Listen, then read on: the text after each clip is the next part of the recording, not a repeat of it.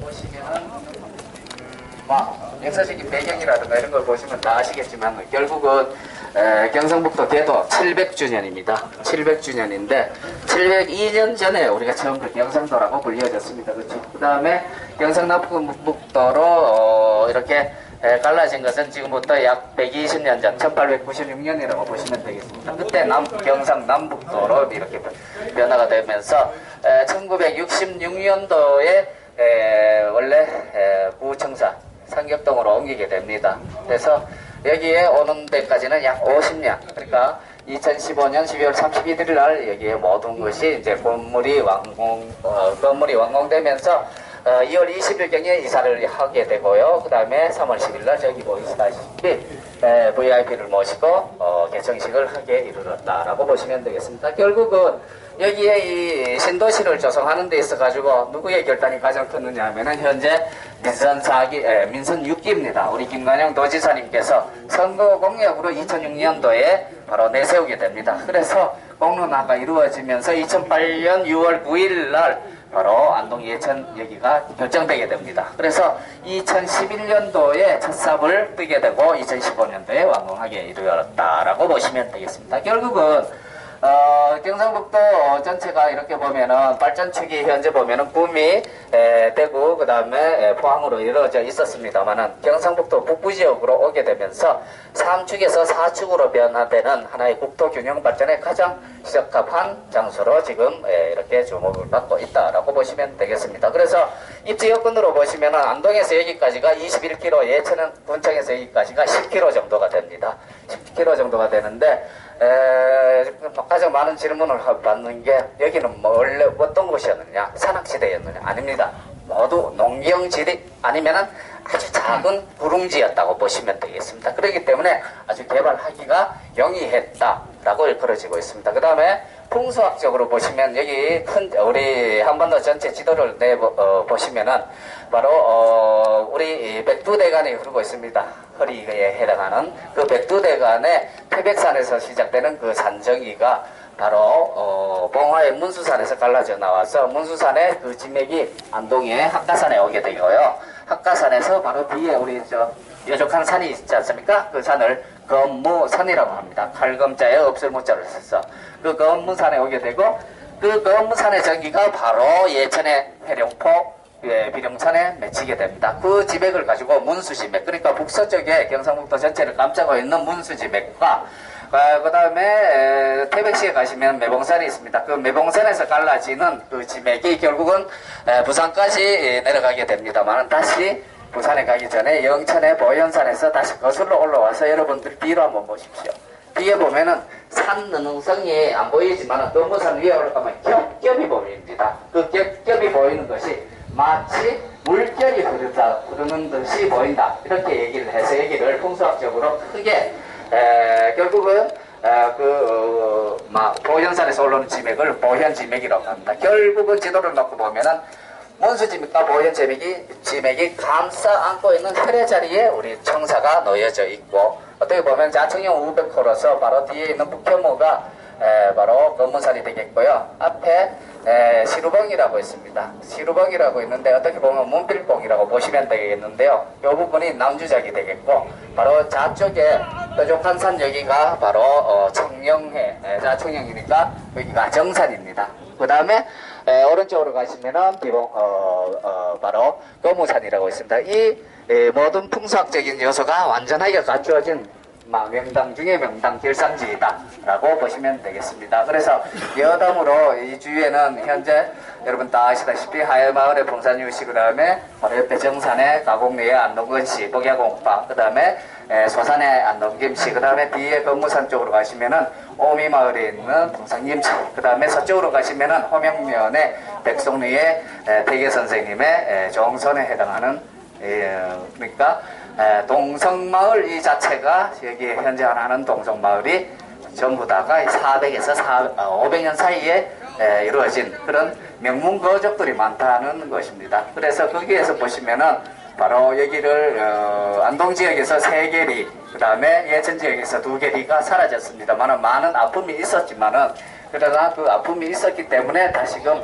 경상북도가 새천년을 바라보면서 세천년 대계에서 만들어진 하나의 공간 구성으로서 봤을 때 지역으로서 아주 앞으로 뭐 인물들이 많이 배출될 그런 지역으로 이렇게 설명이 되고 있다고 보시면 되겠습니다. 그래서 우리 청사는 어떤 부분을 바로 주안점을 뒀느냐 하면은 가장 한국적 이미지를 그대로 담아냈다고 보시면 됩니다. 한국적 이미지, 바로 이쪽 지역은 바로 선비의 고장이고, 선비들이 주거를 했던 공간이 정자라든가 서원이라든가 아니면 종갓집입니다. 거기에 그런 부분에 있어 가지고 바로 하나의 전통 양식을 현대 콘크리트 건물로서 모두 표현했다는 것이 우리 청사의 또 자랑할 거리고 주안점이라고 보시면 되겠습니다. 그래서 보시면은 경복궁에 가시면은 근정전이라든가 자경전, 그 다음에 교태전에 이렇게 사용되는 그런 부분들이 많이 사용되고 있는데, 특히 용마루에서 보시면은 용마루 곡선이 그대로 나와 있고, 그 밑에 흰색 부분은 이제 시멘트가 아닙니다. 양성 발음글에서 횟가루하고 바로 백토가 이렇게 썩여져 있는 것을 바르는데요. 결국은 누수 방지를 하기 위한 방법이라고도 보시면 되겠고, 양 끝쪽에 치두가 놓여져 있습니다. 독수리 머리 모양이라고 해서. 그 다음에 그 밑으로 내려오면서 용두가 마련되어 있고, 그 용두 바로 아래 추녀마루 끝부분에 잡상들이 이렇게 배치되어 있습니다. 이런 것들은 모두가 어떻게 보면 정각 건물이면서 대구 보정동에 있었던 경상가명의 건물들을 하나 모델로 삼았다고 보시면 되는데, 저기 잡상이 9개가 있습니다. 딱 경상가명에 그 잡상이 9개가 놓여져 있었다고 기록에 나오고 있습니다. 그 다음에 가장 중요한 부분은 첨화곡선입니다. 첨화곡선.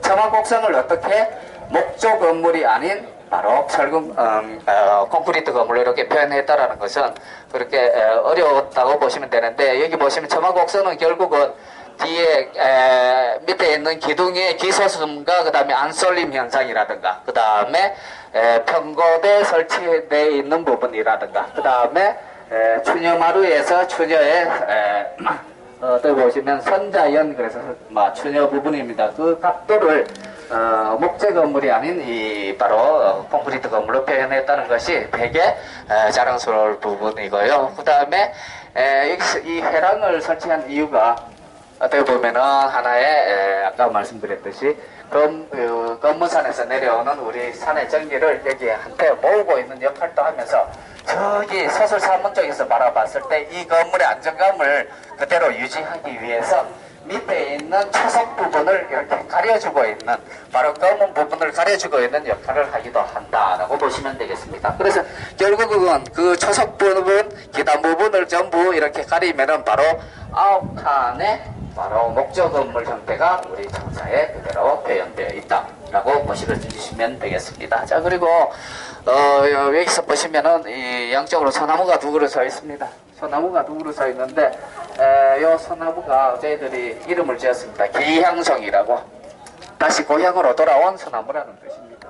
결국은 이 소나무는 상격동에 적용되어 있던 소나무인데요. 1966년도에 안동 예천 지역을 가지고 가서 심었던 것을 다시 50년 만에 이 신청사를 지면서 다시 가지고 온 겁니다. 그래서 저희들이 이 소나무를 기향송이라고 이름을 붙였는데요. 소나무는 선비의 표상입니다. 그래서 애국가 보시면 사절에 어떻게 나오죠? 바로 저 산 위에 푸른 소나무, 철갑을 두른 듯 바람소리 불변함은 우리 기상이었어요. 우리 대한민국 사람 하나하나, 경북인 하나하나에게 그런 기상이 있고 또 선비의 하나의 마음가짐이었다고 보시면 되겠죠. 그래서 사계절 내내 푸르름을 유지한다라고 해서 우리 선비들은 가장 좋아했던 이 소나무를 고대어로 이렇게 풀이를 해보니까요, 솔나무가 되고, 솔나무는 다시 수리가 됩니다. 수리란 뜻은 나무 중에 가장 으뜸이란 뜻입니다. 결국은 그렇게 우리 민족에게 있어가지고 이 소나무라는 것은 태어났을 때부터 죽을 때까지 모든 것에 소나무가 다 채용이 되고 있다라고 보시면 되겠습니다. 그래서 결국은 아기가 태어나면 겁줄에다가 소나무 가지를 넣고요, 죽을 때는 바로 소나무 목간을 사용한 것을 가장 최고로 여겼다고 일컬어지고, 또 살아있을 때는 이 소나무를 이용해서 집을 짓고 또 바로 연료 땔감으로 사용되기 있었기 때문에 바로 이 소나무는 우리와 뗄래야 뗄 수 없는 부분이고 선비의 하나의 표상이었다라고 보시면 되겠습니다. 그래서 우리 전체 이렇게 건물들을 보시면은 현재 이 지역 전체가 제1단계가 끝난 상태인데요. 제1단계에서 전체 평수가 74,000평입니다. 현재 74,000평 중에 바로 오른쪽에 있는 도의회가 3,400평, 그 다음에 여기 본관이 약 14,000평, 그 다음에 복지관이 7,500평, 그 다음에 이쪽에 다목적 공연장이 약 한 4,500평 정도 된다고 보시면 되겠어요. 그래서 전체 평수가 74,000평 중에 건물이 44,000평입니다. 그래서 건물 4개도 합쳐도 44,000평이었는데 이쪽에 들어오는 지하 주차 공간, 그 다음에 이쪽 서쪽에서 들어오는 지하 주차 공간을 생각하면 이 평 전부 다 완전히 공동화가 돼서 지하 주차장으로 이루어졌다고 보시면 되겠습니다. 그래서 약 1200대가 이 안에서 공간 속에 주차할 수 있는 공간과 지상 주차장 약 600대에서 약 1800대가 여기에 주차할 수 있는 공간이 마련되어 있다라고 보시면 되겠습니다. 그래서 건물 하나하나 뭐 전부 다 이렇게 이름을 다 지어 놨습니다. 그래서 저기는 여민관, 맹자의 여민동락이라는 말이 있습니다. 여민, 그러니까 도민과 더불어서 의정활동을 해나가겠다고 하는 하나의 도의회의 의지가 저기에 담겨있다고 보시면 되겠고, 여기 우리 본청 건물은 신라향가의 안민가에서 따와서 안민관이라고 이름을 붙여놨습니다. 도민을 편안하게 하기 위한 행정을 실현하는 공간이 바로 우리 본청 건물이 되겠는데요. 한옥의 우조상을 그대로 다 표현했습니다. 뒤에 가보시면 미음장으로도 덧따라 놨습니다. 그래서 그 미음장으로 덧따라 나온 것을 바로 안채라고 보시면 되겠고, 여기 정면에 보이는 것은 바로 사랑채라고 보시면 되겠고, 양쪽으로 보이시는 부분이 바로 어떻게 보면 행랑채이다 라고 보시면 되겠고, 이 마당 이름을 상징마당, 경북의 상징마당이라고 이름을 지어놨습니다. 그래서 경북의 상징마당 그러면은 경북을 상징하는 정신이야말로 바로 화랑정신, 그 다음에 선비정신, 중요정신, 이 생활운동 정신, 바로 이 네 4개 정신이 이 마당 속에 표현이 되어 있고, 또 전통 적용 형식이 그대로 표현이 되어 있으면서, 이 회랑은 어디서 힌트를 가지고 왔느냐 하면은 여러분 여기서 가장 가까운 우리나라 소원을 대표하는 병산서원 만대루입니다. 그 만대루의 착용 효과가 극대화된 공간 구성을 그대로 표현해놨습니다. 그러니까 착용거든 말은 여러분들 기둥과 기둥 사이를 하나의 상한군 비율의 바로 앵글이라고 보시면 되겠습니다. 거기가 바로 인조적으로 그린 그림이 아니라 자연적으로 밤과 낮, 그 다음에 아침 저녁, 밤과 낮, 그 다음에 사시사철 변하는 그 계절의 자연의 움직임이 하나의 정물화가 되어 들어오는 그런 느낌을 모두 여기에 담았다라고 보셔주시면 되겠습니다. 그리고 안에 저기 지금 본청 안에 들어가 보시면은 여러 가지 조형물들이 설치되어 있습니다. 거기 오른쪽으로 들어가 보시면은 거기에 도입맹차도, 관찰사 도입맹차도가 걸려 있습니다. 그 도입맹차도를 조금 보시고요. 그 다음에 그 도입맹차도 바로 옆에 자승경북, 그 다음에 육주웅비라고 해서 자체가 자줏빛 자체입니다. 그러니까 동해에 떠오르는 태양이요. 태양아 경북이요. 바로 육주, 5대형 육주로 웅비. 힘차게 뻗어나가라고 하는 바로 영덕 출신의 이두호라고 하시는 작가분이 이렇게 글씨를 써놨습니다. 그 다음에 본청 로비에 들어가 보시면은 6mm짜리 동파이브를 엮어가지고 총 길이가 연장을 시키면 32km가 됩니다만은 거기에 동파이브 붓을 이렇게 걸어놨습니다. 그 다음에 밑에는 벼루를 이렇게 설치를 해놨습니다. 결국은 선비들이 가장 많이 배출된 지역이 예를 들면 안동거시 같은 경우에는 문과급제자가 약 한 360명 정도 됩니다. 우리나라에서 가장 많이 배출된 집안이고, 그 다음에 소산 안동일치 같은 경우에도 금관자가 서마를 정도로 현관을 많이 배출했다는 뜻입니다. 그러니까 여기도 문과급제자가 한 172명 정도 됩니다. 그래서 따지고 보니까 이 지역은 선비들의 고장이 아니라 선비들의 집합소였다고 해도 과언이 아닌 거죠. 그래서 그 선비들이 가장 소중하게 얘기했던 부분이 어떻게 보면 정신일도 하사불성이나 그런 의미가 있습니다만 바로 벚꽃탑을 표현하면서 붓을 이렇게 걸어놨는데요. 그게 약 무게가 한 2.5톤 나갑니다. 그러니까 동파이프니까 그 부분을 이렇게 설치했고, 그 밑에 바로 벼루에는 이제 문자 유구사 그래서 논어에 나오는 글귀를 그대로 표현을 해놨습니다. 그래서 거기에서 견득사이라든가 아니면은 뭐 사공이라고 해서 이러한 견득사이 그러니까 어떻게 보면은 공직자에게 있어서 가장 기감이 되는 말 덕이 있다고 보면은 이 의론가를 먼저 생각하라고 하는 그 내용이 벼루에 이렇게 표현되어 있다고 보시면 되겠습니다. 오늘 보시다시피 저희들이 뭐 이 정도로 지금 계속 해설을 해 나가고 있어야 되는데 원래대로라면 제가 모시고 해야 되는데요. 지금 곧바로 저걸 또 나가야 되기 때문에 설명은 이 정도로 하고 회장님 마치도록 하겠습니다. 예. 예, 대단히 감사합니다. 예. 물어봅시다. 이 기금이 우리나라 들어오는 입구에 못이 있죠. 예. 못 따면 잔디. 예, 여기 왼쪽에 보시면은 새심정 그래가지고 우리 전통 그 조경리에서 그 가장 아름다운 연못으로 일컬어지는 것이 경주의 안압지입니다. 그 경주의 안압지를 다 표현한 것이 저기 조형물 보이시죠?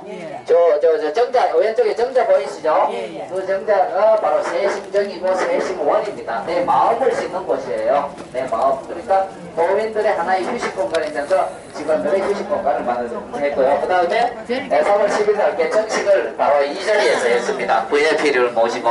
그래서 여기가 대동마당. 대동이라는 뜻은 한 민족 하나가 된다는 그런 의미입니다. 그러면서 대동이면서 여기를 의미로 얻으려다가 새마을 운동마당으로 이렇게 이름을 붙였습니다. 그래서 지금 보시면 새마을 운동 정신 그대로 계승하기 위해서 지금 운동이 활발히 또 우리 도청에서 이루어지고 있다라고 보셔주시면 되더니 감사하겠습니다.